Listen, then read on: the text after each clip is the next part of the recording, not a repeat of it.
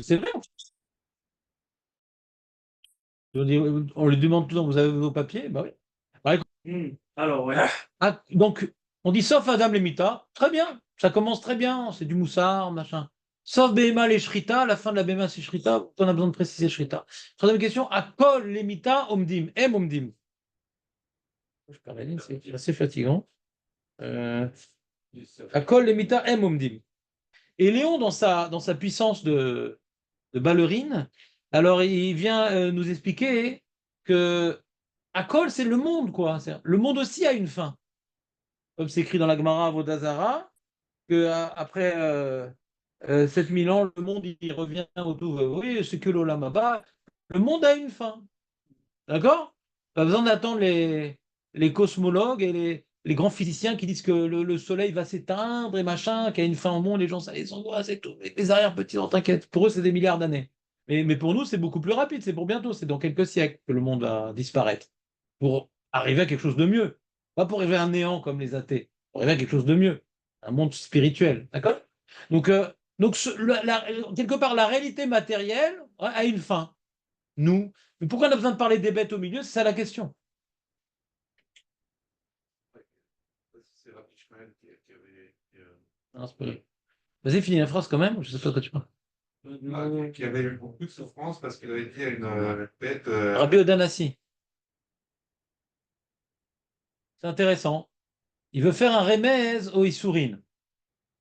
Pourquoi c'est intéressant ce qu'il dit, Jonathan? Parce que comme c'est Rabbi Ochanan, qui est l'enseignant des Issourines, dans la Gemara de ouais, Issourim Mechaprim, ouais, que Hachem il envoie Issourim chez la Hava, et Rabbi Yochanan il est dans la liste, ouais, et il avait ses 10 enfants qui sont morts, etc. Donc c'est possible que ça soit lié à la Souga des Issourim. Pourquoi c'est possible?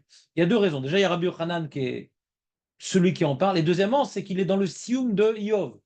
Et le livre qui décrit les Issourim, on essaie de comprendre, mais pourquoi, ça c'est Iov. Il a eu beaucoup de Issourim. Donc il veut faire un lien entre il y en a certains, le Rav Kook, qui fait un lien avec les Souris et cette Mara-là, mais c'est manière que regardez toute la phrase de Rabbi Ochanan, on ne parle pas de Issourin. Donc il faut connecter sa phrase au Sefer Iov. C'est embêtant qu'il ne parle pas de Issourin. C'est ce qui m'a dérangé dans ce pirouche-là. C'est que dans l'enseignement qu'il donne, il ne parle pas de Issourin. Donc il faudrait deviner de manière indirecte qu'on parle de Issourin. C'est ça qui m'a dérangé un petit peu. Il faudrait dire que cette notion d'Issourin, elle est contenue dans l'idée qu'il est après le Sefer Iov, et que Iov, ça veut dire on parle des Issourin, mais lui, il retient une idée. C'est quoi l'idée? Alors, il y a une fin à tout. D'accord? On va tous finir par mourir. Donc, ça, les sourines, c'est quoi alors? Pourquoi on parlerait des sourines par rapport à la mort? Il y en a qui meurent avant là. Parce qu'il est connu. C'est-à-dire quelqu'un, il a des sourines. D'accord? Donc, il vient perdre un peu de son lamazé, de son confort. Ouais? De... Des fois même plus que son confort. D'accord? Bon, c'est encore une souga, ça veut dire quoi? Pourquoi les sourines sont mérapères? J'entends ce que tu dis, mais on va laisser ça pour l'instant au frigo. Quand maintenant il sait qu'il est vide des sourines, mais que la vie, de toute façon, a une fin. Quand quelqu'un il croit dans le Olamazé et pas dans autre chose, pour lui, les sourines, c'est une catastrophe. Sûr. Celui qui ne croit pas dans l'Olamaba, celui qui ne croit pas dans Olam Haneshamot, il a fait faillite, ouais, on l'a coupé un bras, il a perdu ses enfants, donc c'est la fin. Ouais. Jeter. Il va se suicider, c'est la fin. Ouais. D'accord? Comment on peut, quelque part, se soigner ouais, psychologiquement des souris, sans passer par le psy? Ouais. La réflexion, de toute façon, on est dans un monde qui a tout a une fin. Tout a une fin. D'accord? Tout a une fin. Alors, cette vie douloureuse, elle a une fin. Ouais. Donc, quelque part, d'après le Rav Kook et d'autres, ouais, donc il veut relier ça et il sourit. C'est quelque part une sorte de méditation pour amoindrir la difficulté de vivre des sourines. Vous comprenez ou pas l'idée? Maintenant, en quoi ça explique la shrita de la BMA?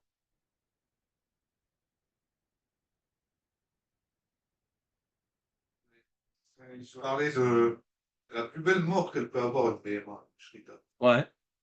Voilà, Très bien. Et qu'est-ce que ça, en quoi ça participe à l'énoncé, au développement? D'accord, c'est la plus belle mort. Il y a deux vaches qui discutent, toi comment tu vas mourir, moi corrida, et toi shrita. Oh, t'as de la chance, machin. Son but, c'est Son but, ouais. c'est le but de la bête. Ouais. C'est élevé. Il a fait. Donc certains expliquent que, disons que quand on regarde la shrita de la BMA, on voit que, on va dire, il dit c'est une belle mort. C'est quoi, c'est une belle mort? C'est-à-dire une bête, bon, elle n'a pas de libre arbitre. Pour elle, la mort ou la vie, ça change rien, ouais, puisque elle subit un peu la vie, elle subit la mort. Elle a été créée pour nous, ouais. Mais si on veut regarder les choses un peu mystiques, alors cet animal-là qui arrive sur une table cachère pour des gens, leur donner des forces, d'étudier la Torah, faire des mitzvot, etc. Donc elle aura servi au projet. D'accord? Donc elle aura donc eu un tikkun. Elle aura, comment dirais-je, elle serait arrivée au summum même de ce pourquoi elle a. Ouais, bon, en vérité, à l'origine, la bête, elle n'était pas créée pour être mangée. C'est après, on est dans la parachute noire, ouais. Elle était pour nous aider à travailler. Et comme on parle du sujet de la mort, si déjà on parle de la mort, la shrita, c'est pour elle, il y a un tikkun dans sa mort. Vous me suivez ou pas? Si déjà on parle de la mort. Mais la raison de la création des bêtes, c'est pour qu'elles nous aident. On travaille avec elles. Elles ont une fonction, pas forcément dans la mort. Attends une seconde. Et donc, oh, tu sais, parce que tu es très poilu, mais laissons faire un pioche qui n'est pas personnel. Tu as mangé trop de noix de coco. Le- On reprend. Donc, nous aussi, quand on meurt, c'est nécessaire. C'est-à-dire, quand il y a marqué ici dans la Gemara, quand il y a marqué ici dans la Gemara, au nom de Rabbi Yochanan, sauf Adam Lamout, quelque part, machma, il faut passer par ça. La fin d'un homme, il faut passer, comme on a vu dans la paracha de Bereshit, que la faute d'Adam Arishon a entraîné que c'est pas forcément une punition qui va mourir, c'est une réparation. C'est une sorte de tikkun. Donc si on comprend que la shrita, c'est un tikkun de la bête, il y a quelque chose qui l'élève. Donc, ouais. La mort aussi nous élève. Vous comprenez ou pas? Pourquoi? Parce que si on n'était fait que pour vivre corporellement, la mort est une destruction.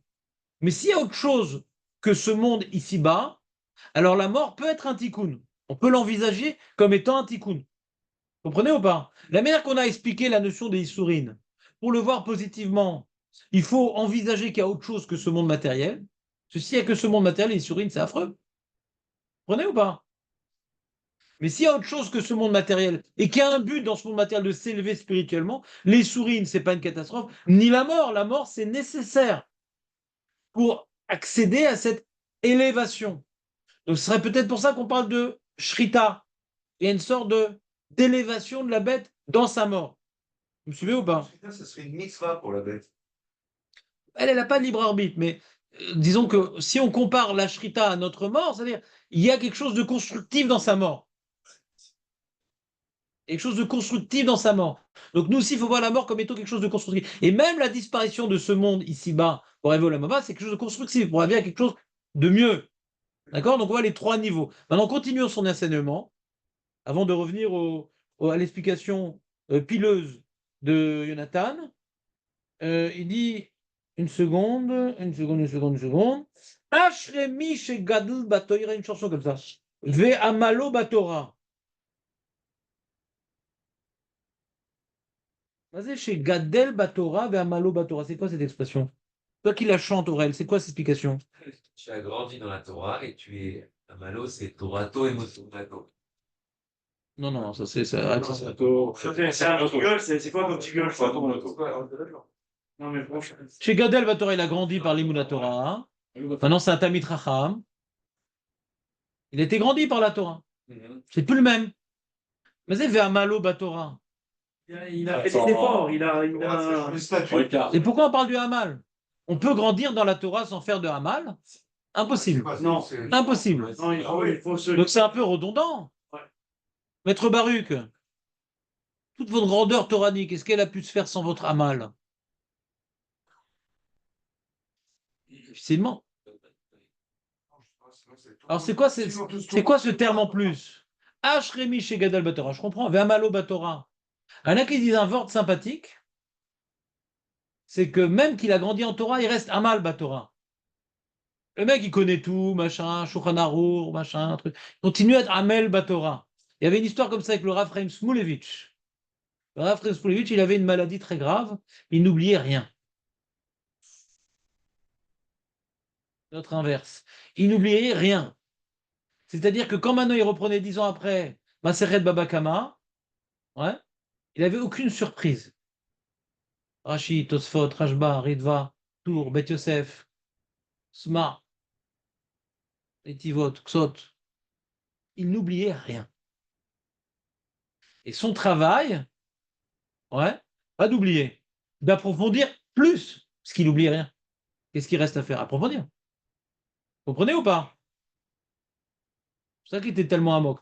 Malheureusement, on n'a pas beaucoup de pirouchim sur lui, sur l'Agmara, on n'a que ces sichot moussar qui sont très intéressantes. Mais ceux qui ont grandi en Torah Amir et qui ont assisté à ces shurim témoignent de la profondeur de ces shurim dont on n'a pas eu la chance. Donc, quelque part, quelqu'un qui a déjà un certain niveau en Torah, dit bon, maintenant je vais faire des maths, je vais faire de la philosophie, je vais faire. Vous comprenez un peu? C'est bon, il connaît maintenant. Il connaît.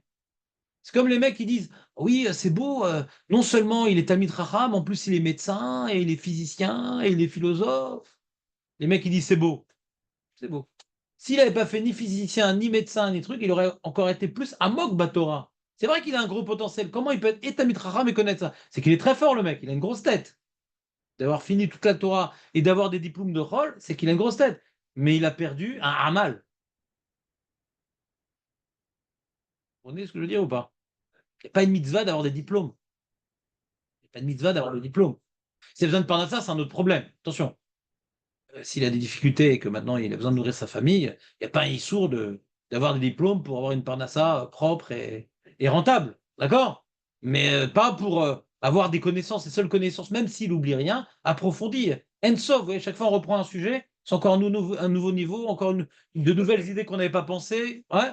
Donc, Ensof. Là. Donc, il y en a qui expliquent comme ça, Amalo Batora, bien qu'il est Gadol Batora, ou même Shir la Amol. Donc, il va mettre toutes ses forces dans la Torah pour encore approfondir. Ashrei. Mais il y en a qui veulent expliquer non. Ils veulent dire comme ça, ils veulent dire, c'est le Rav Kook qui dit, arrête dans la vie, il y a des sourines. Ça fait partie du tikkun. De la même manière que la mort, c'est un tikkun obligatoire pour nous séparer de notre enveloppe charnelle, les sourines aussi. C'est pour pas qu'on meure comme il explique, c'est pour pas qu'on meure comme une BMA qui a été shritée. Une BMA qui a été shritée, c'est soudain, elle ne s'est pas préparée à sa mort. Et nous, on ne voudrait pas avoir la même mort qu'une BMA. Ça, je vous ai dit, Yaakov, il a prié pour la maladie. Ouais. Donc, nous, on doit se préparer à la mort. Qu'est-ce qui nous prépare à comprendre que cette vie-là n'est pas que corporelle, c'est les sourines. La vieillesse, par exemple. Les gens maintenant qui n'ont pas grandi dans la Torah, la vieillesse pour eux, c'est terrible. Ils n'ont plus la force de manger ce qu'ils veulent, ils n'ont plus la force de marcher, il y a beaucoup de loisirs qui sautent, beaucoup de plaisirs qui sont plus accessibles. C'est affreux, mais ça leur apprend à se détacher de leur corps. Comprenez ou pas? C'est une mort partielle. C'est une mort La vieillesse peut, dans certains cas, et dans la plupart des cas, c'est une mort partielle. Il voit que ce monde-ci, il est en train de lui échapper. Donc, s'il s'est préparé correctement, il va encore plus s'investir dans ce qu'on appelle sa neshama, dans le Olam Haba, dans Olam HaNeshamot. Contrairement à la BMA, elle ne peut pas se préparer à sa mort. La Shrita, c'est soudain. Comprenez ou pas? Et nous, on va tous devoir mourir. Maintenant, est-ce qu'on s'est préparé à la mort? Est-ce que les souffrances que tout le monde vit, on a tous des sourires, soit parnassa, santé, famille, machin, on a tous des sourires. Est-ce que ces sourires nous rappellent le côté éphémère de la mort? Il explique.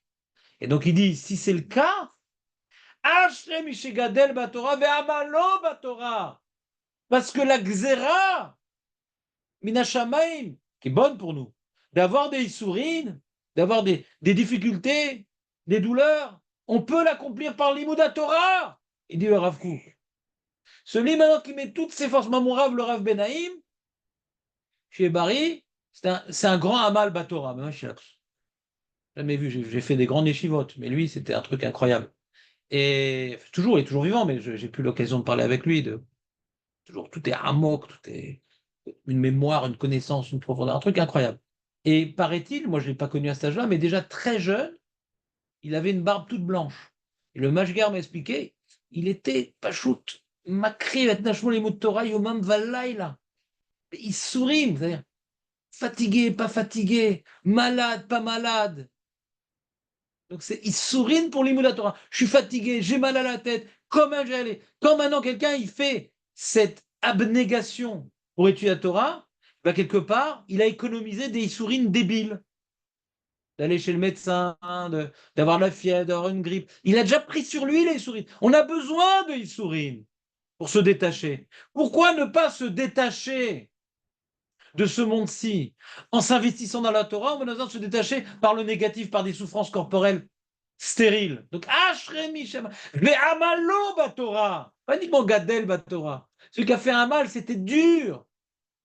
C'était dur. Il l'a fait quand même. Donc, il a, quelque part, acquis des Issourines qui devaient, de toute façon, à la naissance, il y a marqué chacun doit recevoir tant d'Issourines. Mais comment tu les reçois? Si le mec qui s'est battu pour se lever pour la latfila, le mec qui s'est battu pour étudier alors qu'il était à moitié endormi, le mec qui s'est battu pour venir au shiur alors qu'il n'avait pas la force, ben ça va être comptabilisé comme des sourines que de toute façon il devait recevoir, il dit le Rav Kook. De toute façon il devait. Donc Ashrei, celui qui a comptabilisé les sourines qu'il devait recevoir dans des mitzvot, parce que dans ce cas-là, il continue Rabbi Yochanan. Dans ce cas-là, c'est Nachatroir. Pourquoi Nachatroir? Il c'est Nachatroir. Parce que Hachem, pour notre bien, il vient nous donner des sourines. Mais quand il inflige des souffrances corporelles ou familiales à la personne, Hachem, il a de la peine, entre guillemets. Il veut pas de ça. Maintenant, celui qui vient maintenant, comment dirais-je, acquérir tous les sourines qu'il devait recevoir dans sa vie, dans Torah et Mitzvot, c'est du Nachatroir, parce que Hachem, il n'aura pas besoin de lui infliger des souffrances. Oui. Ce que dit dans la Mishnah, pas de Bemelar Tochal, même si tu n'as rien à manger, même si tu n'as pas où dormir, tu vas continuer à étudier, tu t'en fous. Et la Parnassa, Hashem Azor, tu n'as pas la possibilité, on va faire. J'ai mal à la tête, je suis fatigué.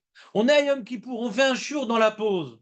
Ah non, je vais me reposer un petit peu. C'est le jour par excellence où pendant la pause, on va se casser la tête. Même si on ne va pas poser la tête sur la table. Parce que les sourines qu'on va prendre pour étudier la Torah, c'est de mettre à perdre tous les sourines qu'on devait recevoir dans l'année, mais de manière exponentielle. C'est l'erreur fatale de poser la tête sur la table pendant la pause de Kippour. Il n'y a pas de vidéo. On ne sait pas qui l'a fait. On sait pas. Bah, je ne sais pas qui l'a fait. Je n'ai pas regardé. Parce que moi-même, je dormais. Mais ouais. Bah, il ne peut pas dormir tranquillement à la maison, il y a des enfants en bas âge. Vegadel Beshem Tov, Veniftar Beshem Tov. Donc celui maintenant qui a utilisé sa vie pour l'élévation, en faisant preuve d'abnégation dans le limoud à Torah. On ne parle pas de Kiyum Mitzvot. Vous avez remarqué, si on ne parle pas de Kiyum Mitzvot, on parle Messirut Nefesh dans le limoud à Torah. Quelqu'un, il peut aller à Gaza, aider les soldats, donner de la tzedaka, chesed, etc. C'est important. Mais si on parle ici des Issourines de l'imoud à Torah, c'est très particulier. Parce que c'est l'homme, il a été créé pour l'imoud à Torah. C'est la mitzvah la plus importante. La partie la plus élevée dans l'homme, c'est son intellect. Quand maintenant il fait un effort contre nature pour étudier la Torah, ben c'est là qu'il a donné un sens à sa vie. S'il n'étudie la Torah que quand il est en forme, quand tout va bien, quand il a le temps, etc., c'est mieux que rien.